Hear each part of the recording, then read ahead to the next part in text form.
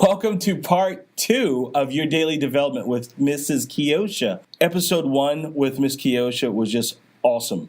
Now we have a part 2, and I'm telling you, there's more. So stay close, put your headphones in really tight, get into a nice comfortable position because I think we're going to just give you some knowledge right now.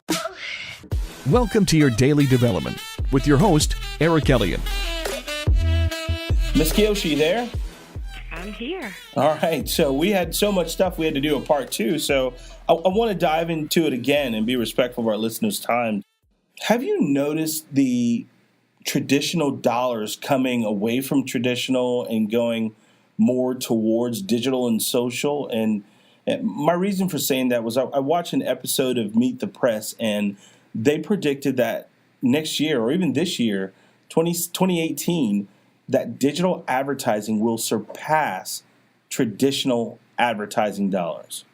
Well, I definitely agree with that. I've seen that just from monitoring trends with other brands, but also seeing that in the clients that I've worked with. So I was working with a large event here in Columbia, South Carolina, and what we saw is that from year to year, I worked with it about 3 years, each year more advertising dollars were being directed towards social media. Wow. And one of the things that we saw from year to year is that we were able to track tickets that were being sold directly from our social media channels.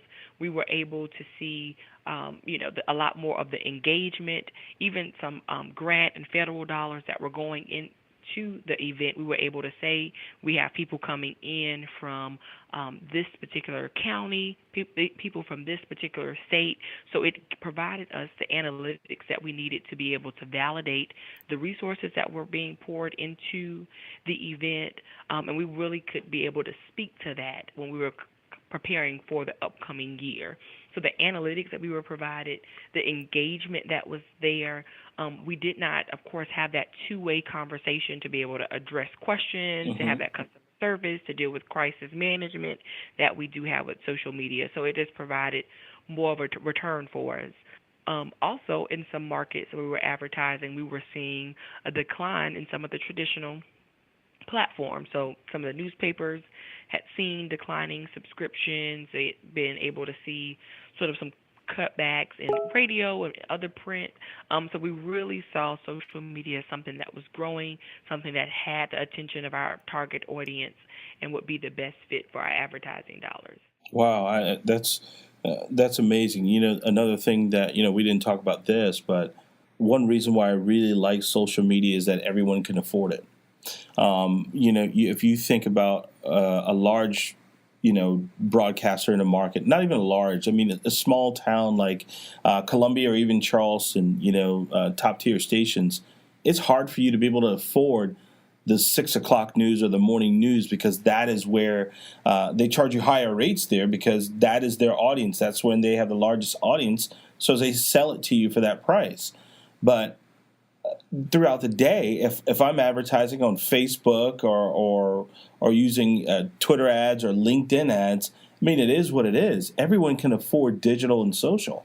You don't have to have a huge pocket, a huge pocketbook. I made this comment in one of our videos, Marketing Minute, was traditional advertising is about the width of your wallet, and new media is the width of your brain, and it's true, That's so true. That's so true. I oftentimes when I talk with small businesses, they will say, well, can I afford social media advertising? Can I afford digital advertising? And I always say, the amount you spend is up to you, and that gives you a lot of flexibility. So you can start small, begin to measure those results, and then be able to grow over time. And you can also, again, have hyperlocal advertising so that it's going directly to the people that have the potentials to be your potential customers. So the return that you receive is excellent. I remember even years ago, we talked about folks who don't take their marketing campaign serious. There are some businesses where if you talk to them about managing their social media, they see it as, okay, you're just going to post on my stuff. I can get my niece, my nephew, or my granddaughter to do that. Whereas, we see it as social media publishing and listening, because nowadays I notice people are going to leave a Facebook review quicker than they leave a Google review on you, you know? So how do you combat it when a business owner says to you, oh, yeah, when they don't take their social media platform, whatever the platform, they don't take it serious, and they think, oh, I can just have my niece or my nephew do that for me. When we know they don't understand algorithms, they don't understand how the news feed works, or they don't understand how the back end of Facebook works, where we can read analytics or run ads or everything else. So how do you combat that? So one of the things that I ask prospective clients when they mention a relative or an intern manager, I simply ask them, are you comfortable putting your brand's reputation and the future of your company in a student or your family member's hands? That's a good one. And I often tell them that, yes, they probably can do a good job tweeting and posting on Facebook. They probably understand the functions of each of these platforms. But where I oftentimes see the disconnect is when it comes to developing a content strategy. As you mentioned, measuring analytics, being able to determine, are we receiving an ROI? Are we receiving a return on our investments? Dealing with crisis management. I've had several clients that I've had to work with same here. during the flood that we had here in South Carolina. There were some difficulties that happened in some businesses, and we had to navigate what's the best approach. How do you deal with customers when they post on your page and that they've maybe had a negative experience? And we don't, of course, we work hard to ensure that no one walks away with anything negative about our company, but sometimes things will happen. And you have to have someone who's monitoring your brand that knows how to respond, that knows how to deal with conflict when it arises, and are able to salvage that relationship and possibly to keep that customer. So when it comes to a lot of those areas, and when we really dig deep down into what this role would really entail, as well as providing them examples of people and their brands that did not put this in place, and the result of that on their business, I'm able to see a bit more understanding of why a bit more experience is needed to really have an effective social media campaign and presence. Well, I think people need to really start taking this stuff serious. When I say this stuff, I mean social media platforms and digital advertising. You need to see Twitter, Facebook, Snapchat. You need to see those platforms and look at them the same way you do CBS, NBC, and ABC, and Fox. You have to look at them that way because, even those huge brands that I just said, they all are relying on social media advertising. I mean, I had this conversation come up in the podcast previously where there are no shows like Friends anymore that are going to last 10, 15 years, or like Seinfeld. Now, I think the networks are struggling for content. They are struggling for content, and sometimes they use these shows. Like, I'll give you an example. I wasn't, don't tell anyone this, I was an avid watcher of Scandal.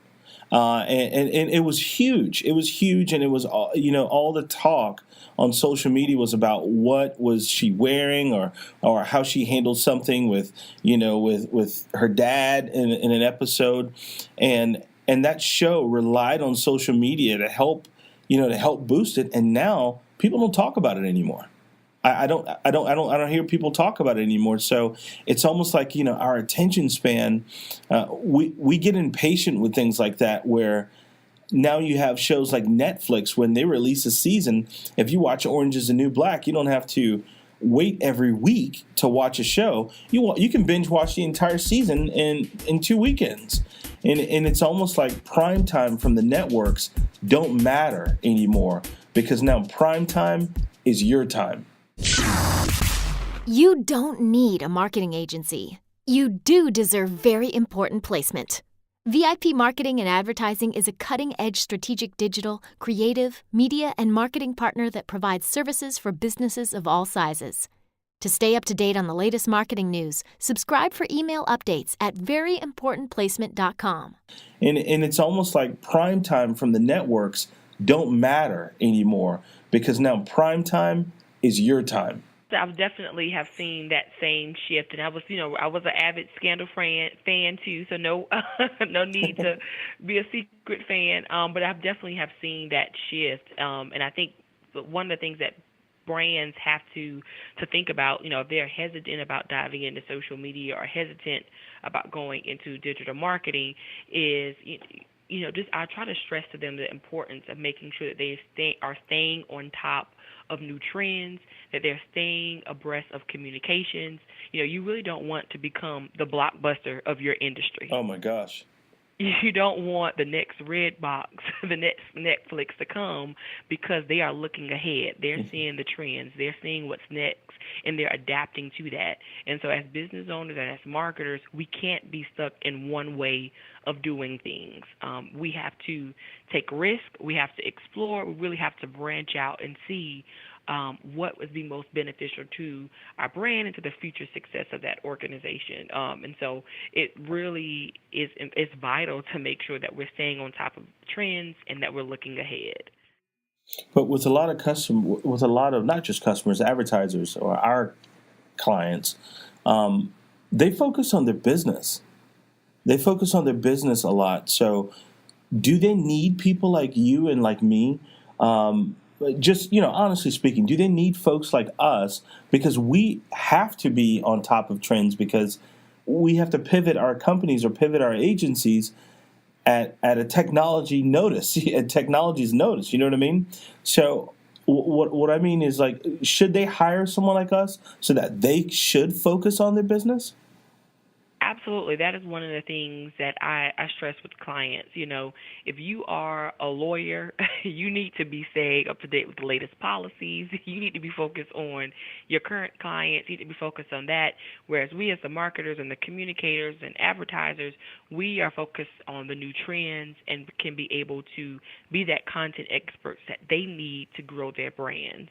With so many new advances taking place with social media and different platforms overnight, you need someone who can focus on this full time to educate you on what that next move should be for your marketing.